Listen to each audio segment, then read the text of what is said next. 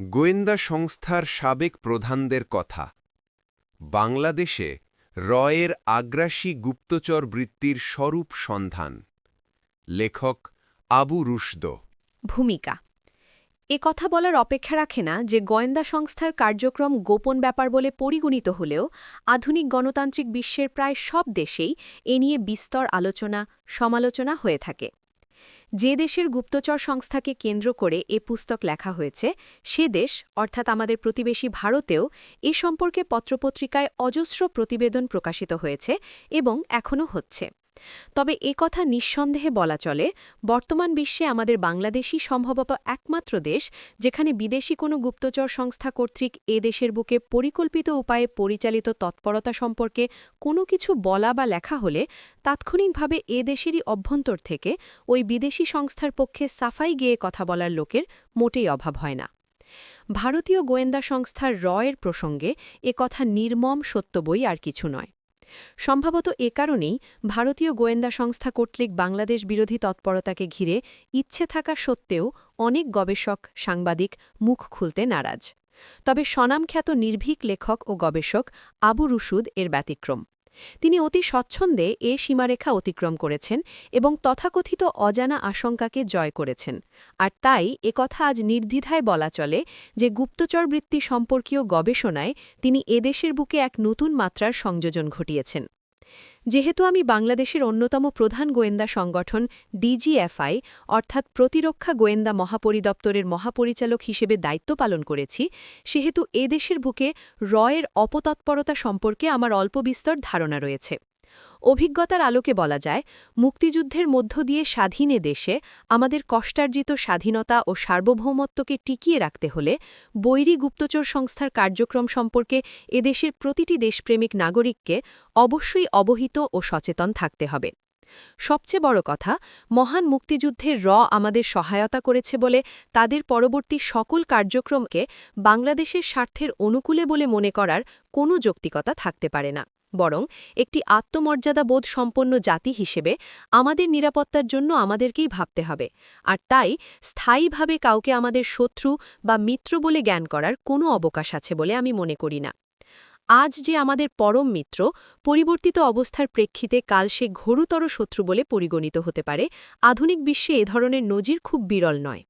তাই আমরা দেখতে পাই একসময় যে গণচীন যুক্তরাষ্ট্রের মতো পরাশক্তির বিরুদ্ধে মরণপণ সংগ্রামে লিপ্ত ভিয়েতকং গেরিলাদের অস্ত্র ও গোলাবারুদ সরবরাহ থেকে শুরু করে প্রশিক্ষণ ও কূটনৈতিক ছত্রছায়াসহ সকল প্রকার সহায়তা প্রদান করেছিল, পরবর্তীকালে সময়ের তাগিদে সে ভিয়েতনামকেই তার বৃহৎ প্রতিবেশী গণচীনের বিরুদ্ধে এক ভয়াবহ রক্তক্ষয়ী যুদ্ধে লিপ্ত হতে হয়েছিল। গোয়েন্দা সংস্থার সাবেক প্রধানদের কথা, বাংলাদেশের আগ্রাসী গুপ্তচর বৃত্তির স্বরূপ সন্ধান বইটির প্রতিটি পাতায় রয়েছে তথ্য উপাত্তের সাড়ম্বর উপস্থাপনা। স্বাধীন বাংলাদেশের বুকে ভারতীয় গুপ্তচর সংস্থার তৎপরতা সম্পর্কে লেখকের বিশদ বিবরণ তার অনুসন্ধানী দৃষ্টিভঙ্গি ও কঠোর পরিশ্রমের সাক্ষ্য বহন করে। আশা করি বাংলাদেশের গোপন রাজনীতির ইতিহাসে এ বইটি অনেক না বলা কথার প্রকাশ ঘটাবে। ধন্যবাদ। আন্তে চট্টগ্রাম ২০ জানুয়ারি ২০০১। মেজর জেনারেল অবসর এম.এ. মতিন, বীর প্রতীক, পিএসসি। লেখকের কথা। অর্থাৎ রিসার্চ অ্যান্ড অ্যানালিসিস উইং ভারতের বৈদেশিক গুপ্তচর সংস্থার নাম। ১৯৬৮ সালে তদানীন্তন ভারতীয় প্রধানমন্ত্রী এই সংস্থাটি গঠন করেন। যে উদ্দেশ্য নিয়ে ইন্দিরা গান্ধী প্রতিষ্ঠা করেছিলেন, জন্মের মাত্র ৩ বছরের মাথায় সে উদ্দেশ্য সফল হয়েছিল। ১৯৭১ সালে পাকিস্তান ভেঙে বাংলাদেশ সৃষ্টিতে যে ব্যাপক ভূমিকা পালন করে, এতে কোনো সন্দেহের অবকাশ নেই। এর মাত্র ৪ বছর পর এর সার্বিক সহায়তায় ভারত সিকিম দখলেও সক্ষম হয়। তাই সম্পর্কে বলতে গিয়ে the illustrated weekly of India মন্তব্য করেছে, Raw's major triumphs in external intelligence were in Bangladesh and Sikkim. এরপর কিন্তু থেমে থাকেনি, বরং ১৯৭১ সালের ১৬ ডিসেম্বর থেকে আজ পর্যন্ত বাংলাদেশের প্রতিটি স্তরে ভারতীয় গুপ্তচর সংস্থা তার তৎপরতা অব্যাহত রেখেছে। এক্ষেত্রে বাংলাদেশে ভারতের বন্ধু সরকারও এর আগ্রাসী গুপ্তচর বৃত্তি থেকে রেহাই পায়নি। গুপ্তচরবৃত্তি পৃথিবীতে নতুন কোনো বিষয় নয়, বরং এটি পৃথিবীর দ্বিতীয় প্রাচীনতম পেশা এবং প্রতিটি দেশেই গুপ্তচর সংস্থা আছে এটা স্বীকৃত সত্য। আবার শুধু যে নিবর্তনবাদী বা স্বৈরতান্ত্রিক পথে চলা দেশেই ইন্টেলিজেন্স এজেন্সি অতিমাত্রায় তৎপর থাকে তা নয়, বরং গণতান্ত্রিক দেশেও জাতীয় নিরাপত্তা নিশ্চিত করার জন্য গুপ্তচর সংস্থার প্রয়োজনীয়তা অবধারিত। বিশেষ করে গণতান্ত্রিক সমাজ ব্যবস্থায়, যেখানে মত প্রকাশের স্বাধীনতা, পত্রপত্রিকা প্রকাশের অবারিত দ্বার উন্মুক্ত থাকে, সেখানে বৈরী শক্তির তৎপরতাও চলে গণতান্ত্রিক উদারতার সুযোগ কাজে লাগিয়ে। তাই রাষ্ট্রকে নিরাপদ রাখার জন্য প্রয়োজন হয় শক্তিশালী গুপ্তচর সংগঠনের। এক্ষেত্রে মার্কিন যুক্তরাষ্ট্রের CIA, ইংল্যান্ডের M16, ইসরায়েলের মোসাদ ও ভারতের এর নাম উল্লেখ করা যায়। লক্ষ্য করে দেখা যায় যে পৃথিবীর যে দেশগুলোয় গণতান্ত্রিক অবকাঠামো যত শক্তিশালী, সেসব দেশের গুপ্তচর সংস্থার তৎপরতা, অবকাঠামো ততটা ব্যাপ্ত, সমন্বিত ও আধুনিক। এদিকে সাধারণভাবে বলা যায় যে গুপ্তচর বৃত্তি সাধারণত 3 প্রকারের: স্ট্র্যাটেজিক্যাল অর্থাৎ কৌশলগত, ট্যাকটিক্যাল অর্থাৎ মাঠ পর্যায়ের ও কাউন্টার ইন্টেলিজেন্স অর্থাৎ প্রতি গোয়েন্দা তৎপরতা। এখানে স্ট্র্যাটেজিক্যাল গুপ্তচর বৃত্তি সম্পর্কে বলা যায় এটি অনেক ব্যাপক পরিসরে পরিচালিত হয়ে থাকে। রাজনৈতিক, অর্থনৈতিক, সাংস্কৃতিক, সামরিক ইত্যাদি সকল বিষয়েই বিস্তৃত পরিসরে কৌশলগত গুপ্তচর বৃত্তি চালানো হয়। টার্গেট দেশের সামরিক শক্তি কীরূপ, ভবিষ্যতে কেমন হতে পারে, এক্ষেত্রে হুমকির খাতসমূহ কি কি, বা সাংস্কৃতিক পর্যায়ে শত্রু দেশের সংস্কৃতিকে কিভাবে ধ্বংস করা যায় ইত্যাদি হতে পারে স্ট্র্যাটেজিক্যাল ইন্টেলিজেন্সের উদাহরণ। অন্যদিকে ট্যাকটিক্যাল ইন্টেলিজেন্স হচ্ছে মাঠ পর্যায়ের গুপ্তচর বৃত্তি, যেমন কাউকে অনুসরণ করা, কারোর ওপরে নজর রাখা ইত্যাদি। আর কাউন্টার ইন্টেলিজেন্স হচ্ছে শত্রুর ইন্টেলিজেন্স তৎপরতা থেকে নিজ তথ্য ও নিরাপত্তা নিশ্চিত করা। এছাড়া নিজ দেশের সরকারি প্রতিষ্ঠান, সশস্ত্র বাহিনী ও গুপ্তচর সংস্থা সহ সকল গুরুত্বপূর্ণ স্থাপনায় বৈরী গুপ্তচর সংস্থার অপারেটিভ বা এজেন্টদের অনুপ্রবেশ প্রতিহত করাও কাউন্টার ইন্টেলিজেন্স তৎপরতার অন্যতম লক্ষ্য। এদিকে বাংলাদেশের স্ট্র্যাটেজিক্যাল ও ট্যাকটিক্যাল পর্যায়ে যে গুপ্তচর বৃত্তি পরিচালনা করে আসছে, সেখানে ভারত যত না তার জাতীয় নিরাপত্তা রক্ষার জন্য এ কাজে ব্যস্ত, তার চেয়ে যাবতীয় উপায়ে বাংলাদেশকে হীনবল করে তোলাতেই তারা বেশি তৎপর। এখানে তাদের লক্ষ্য বাংলাদেশকে সকল পর্যায়ে দুর্বল করে দেওয়া, যাতে সে বাধ্য হয়ে ভারতীয় আধিপত্যকে স্বীকার করে নেয়। আগ্রাসী এই সুপ্তচর বৃত্তি এতটাই নীতিনৈতিকতা বর্জিত যে এদেশের বিরুদ্ধে যেমন শান্তিবাহিনী, বঙ্গভূমি আন্দোলনের মতো প্রত্যক্ষ সার্বভৌমত্ব বিরোধী কর্মকাণ্ডকে উস্কে দিয়েছে, তেমনি একজন প্রেসিডেন্ট হত্যাকাণ্ডেও পালন করেছে ক্যাটালিস্টের ভূমিকা। বলতে গেলে এদেশের রাজনীতি, সংস্কৃতি, অর্থনীতি থেকে শুরু করে সামরিক ও ধর্মীয় পর্যায়েও এর কালো থাবার উপস্থিতি লক্ষ্য করা যায়। তবে বাংলাদেশের এর সবচেয়ে বড় সাফল্য হিসাবে চিহ্নিত হতে পারে এদেশের বুদ্ধিজীবী, সংস্কৃতিসেবী, রাজনীতিবিদ ও জনগণের এক বিরাট অংশকে ভারতীয় মতাদর্শের অনুকূলে প্রভাবিত করা।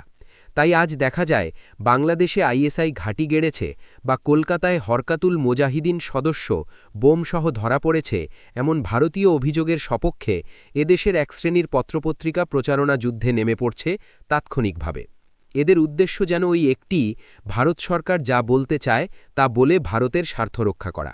দুঃখজনক ব্যাপার হল, এ পক্ষের প্রচারণায় এখন এদেশের সাধারণ জনতার একাংশ ভারতীয় অভিযোগ সত্য বলে বিশ্বাস করতে শুরু করেছেন। অথচ এসব যে জনমতকে বিভ্রান্ত বা প্রভাবিতকরণে গৃহীত অপকৌশল, তা কিন্তু স্বয়ং ভারতীয় বিশ্লেষকগণই স্বীকার করছেন। যা হোক, বাংলাদেশ বিরোধী তৎপরতার যৎসামান্য বিবরণ দেওয়ার জন্যই আলোচ্য বইটির প্রকাশ। এক্ষেত্রে এর লক্ষ্য, উদ্দেশ্য ও গুপ্তচর বৃত্তির প্রকৃতি বর্ণনার পাশাপাশি তথ্য প্রমাণ দিয়ে বাংলাদেশের বিরুদ্ধে পরিচালিত তৎপরতার কথা লিপিবদ্ধ করা হয়েছে। 1976 থেকে 1996 সালের 12 জুন পর্যন্ত তৎপরতার কথা বলা হলেও 1996 থেকে 2000 সাল পর্যন্ত ঘটনাবলীও পরবর্তীতে সময় সুযোগ মতো প্রকাশ করা হবে ইনশাআল্লাহ। এদিকে যেভাবে পত্রপত্রিকার উদ্ধৃতি দিয়ে ঘটনার বর্ণনা দেওয়া হয়েছে, তাতে পাঠক হয়তো মনে করতে পারেন আরও তো অনেক কিছু ছিল, তা তো এখানে নেই। হ্যাঁ, কথাটি ঠিক। অনেক ঘটনাই জানা যায়, পর্দার আড়ালের অনেক চক্রান্তকারীর পরিচয় হয়তো অজানা থাকে না, কিন্তু সবকিছুই তো সবসময় লেখা যায় না। তাই Maulana Abul Kalam Azad India wins freedom বই প্রথম প্রকাশের সময় গোপন অনেক কিছুই সংযোজন করেননি। বিব্রতকর অবস্থার সৃষ্টি হতে পারে এই আশঙ্কায় তিনি তার মৃত্যুর দীর্ঘ ৩০ বছর পর গোপন নথিপত্র প্রকাশের নির্দেশ দিয়েছিলেন। আমার কাছে কোনো গোপন নথিপত্র নেই, সত্য, তবে এ বইটি লিপিবদ্ধ করার এক পর্যায়ে যখন ডিজিএফআই ও এনএসআই এর সাবেক কজন মহাপরিচালকের সাক্ষাৎ নেই তৎপরতা নিয়ে, তখন তাদের কাছ থেকে জানতে পারি পর্দার অন্তরালের অনেক ঘটনাবলী। এছাড়া ব্যক্তিগত পর্যায়ে সাংবাদিক হিসাবে অনেক প্রাক্তন গোয়েন্দা কর্মকর্তার সামরিক বেসামরিক উভয়েরই মতামত জানার সুযোগ হয়েছে বহুবার। অবশ্য এসব সেন্সিটিভ বিষয় প্রকাশে তারা তাদের নাম উল্লেখ করতে নিষেধ করেছেন। তাই এখানে বাংলাদেশে দায়িত্বরত কজন কর্মকর্তার সাথে কোন কোন রাজনৈতিক দলের কোন কোন নেতার সখ্য ছিল তা সরাসরি না বলে আভাসে ইঙ্গিতে বলা হয়েছে। এক্ষেত্রে বাঙালি জাতীয়তাবাদে বিশ্বাসী রাজনৈতিক দলের নেতৃবৃন্দের কথা যেমন বলা হয়েছে, তেমনি বাংলাদেশি জাতীয়তাবাদে বিশ্বাসী আপাত ভারত বিরোধী নেতাদের প্রসঙ্গ উদ্ধৃত হয়েছে রয়ের সাথে যোগাযোগ রক্ষাকারী হিসাবে। আসলে আওয়ামী লীগ, বিএনপি, জামায়াত, জাতীয় পার্টি কোথায় নেই রয়ের এজেন্ট? প্রতিটি স্তরেই আছে রয়ের পদচারণা। এগুলো লেখা সম্ভব নয়। বাংলাদেশ এখনও অতটা গণতান্ত্রিক হয়ে যায়নি যে নির্বিঘ্নে মত প্রকাশ করা যাবে। অথচ ভারতের হাজারো সমালোচনা করলেও সেখানে অন্তত বা প্রভাবশালী কারো বিরুদ্ধে কিছু লিখলে আক্রান্ত হওয়ার সম্ভাবনা নেই। বরং সহ যে কাউকে হাজারো অভিযুক্ত করলেও কেউ তা নিয়ে মাথা ঘামায় না। নিঃসন্দেহে এ পরিবেশ বাংলাদেশে কল্পনাতীত। তাই যেসব ঘটনাবলী পত্রপত্রিকায় প্রকাশিত হয়েছে, যার তথ্যসূত্র পাওয়া যাবে, সেরূপ ঘটনাবলীই মূলত এ বলিয়ে সংযুক্ত করা হয়েছে। আশা করি পাঠক এ থেকেই বুঝে নিতে পারবেন কারা রয়ের সহযোগী, কারা ভারতের এদেশীয় স্বার্থরক্ষাকারী।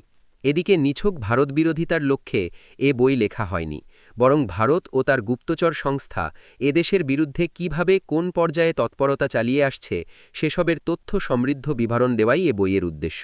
তবে এ বইয়ের সবচেয়ে আকর্ষণীয় অংশ হচ্ছে DGFI, directorate general of forces intelligence ও এনএসআই, ন্যাশনাল সিকিউরিটি ইন্টেলিজেন্সের কজন সাবেক মহাপরিচালকের সাক্ষাৎকার। এগুলো গোয়েন্দা বিশ্লেষকদের দৃষ্টিতে বাংলাদেশ বিরোধী তৎপরতা শীর্ষকে দৈনিক ইনকিলাবে প্রতিবেদন আকারে প্রকাশিত হয় অক্টোবর ২০০০-এ। এই প্রতিবেদনগুলোতে সাবেক গোয়েন্দা প্রধানগণ তাদের ব্যক্তিগত অভিজ্ঞতা থেকে এদেশে পরিচালিত তৎপরতা ও রাজনৈতিক, অর্থনৈতিক, সাংস্কৃতিক পরিমণ্ডলে এর ব্যাপকতা নিয়ে সুনির্দিষ্ট আলোকপাত করেন। উল্লেখ্য, বাংলাদেশে এযাবৎ কখনও কোথাও গোয়েন্দা সংস্থা প্রধানদের এ ধরনের কোনো সাক্ষাৎকার প্রকাশিত হয়নি। আশা করি এ থেকে পাঠক এদেশের ইতিহাসের অনেক অজানা অধ্যায় জানতে পারবেন। সেই সাথে ভারতীয় গুপ্তচর বৃত্তির ভয়াবহতাও অনুধাবন করতে পারবেন সচেতনতার সাথে। অবশ্য জীবন চলার অভিজ্ঞতায় এও জানি, এদেশ এমন একটি দেশ যেখানে জনগণের এক বিরাট অংশ ভারতীয় প্রচারণায় এমনই বিভ্রান্ত হয়ে পড়েছে যে হাজারো প্রমাণ উপস্থাপন করলেও এরা রয়ের গুপ্তচর বৃত্তির সত্যতা মেনে নিতে চাইবেন না। আবার এমন লোকও দেখেছি যারা ভারতীয় আধিপত্যের বিরুদ্ধে কিছু বললেই তাকে মুক্তিযুদ্ধ বা প্রগতিশীলতা বিরোধী বলে ভীষণ ক্ষিপ্ত হয়ে ওঠেন। আসলে এরা বুঝতে চান না ভারতীয় চক্রান্তের বিরোধিতা করার অর্থ পাকিস্তানের পক্ষ নেওয়া নয়। আর মুক্তিযুদ্ধের বিরোধিতার প্রশ্নই ওঠে না, কারণ বাংলাদেশ স্বাধীন থাকুক, চক্রান্ত ষড়যন্ত্র প্রতিহত করে দিন দিন শক্তিশালী হয়ে উঠুক, এ স্বপ্ন সকল বাঙালির মতো আমিও দেখি। এদিকে কথা বলে নেওয়া দরকার বলে ভাবছি যে অনেকে হয়তো ভাবতে পারেন গুপ্তচর সংস্থা সংক্রান্ত বই লেখায় কোনো বিশেষ সংস্থা বা ব্যক্তির সহায়তা নেওয়া হয়েছে। হ্যাঁ, বই লিপিবদ্ধ করার ক্ষেত্রে প্রাক্তন কজন গোয়েন্দা কর্মকর্তার অল্পবিস্তর গাইডলাইন অনুসরণ করা হয়েছে তা অস্বীকার করছি না, তবে তা বিস্তৃত পরিসরে নয়, এবং এ ব্যাপারে কোনো সংস্থা বা কোনো চাকুরিরত কর্মকর্তার সাহায্য ন্যূনতম পর্যায়েও নেওয়া হয়নি। অবশ্য বইটির প্রকাশনা ক্ষেত্রে জিনাফ নামের একটি সংগঠন সার্বিক সহায়তা করে আমাকে কৃতজ্ঞতা পাশে আবদ্ধ করেছে। এছাড়া এ বইটি গ্রন্থনা ও সাবেক গোয়েন্দা প্রধানদের সাক্ষাৎকার গ্রহণে আমাকে নিরন্তর উৎসাহ দিয়েছেন দৈনিক ইনকিলাবের ফিচার বিভাগে কর্মরত মেহেদী হাসান পলাশ ও সুহৃদ নূরে আলম চৌধুরী। তবে দৈনিক ইনকিলাবের মাননীয় সম্পাদক জনাব এম বাহাউদ্দিন, সহকারী সম্পাদক জনাব আব্দুল হাই শিকদার ও বিশেষ সংবাদদাতা জনাব এলাহি নেওয়াজ খানের সার্বিক দিক নির্দেশনা ও সহায়তা ছাড়া এ বই প্রকাশ করা সম্ভব ছিল না। এছাড়া আমার স্ত্রী সুরভি রেফারেন্স সংক্রান্ত জটিল বিষয়ে যে সহায়তা করেছে তার উল্লেখ না করলেই নয়। এ বইয়ে উদ্ধৃত তথ্যাবলী বাংলাদেশের রাজনৈতিক, সামাজিক ঘটনা প্রবাহ বিশ্লেষণে ন্যূনতম কাজে আসলেও আমার শ্রম সার্থক হবে বলে মনে করব। ধন্যবাদ। আন্তে, ঢাকা, ১ ফেব্রুয়ারি ২০০০। ধন্যবাদ আন্তে। আবু রুশদো, ১ ফেব্রুয়ারি 2001, ঢাকা।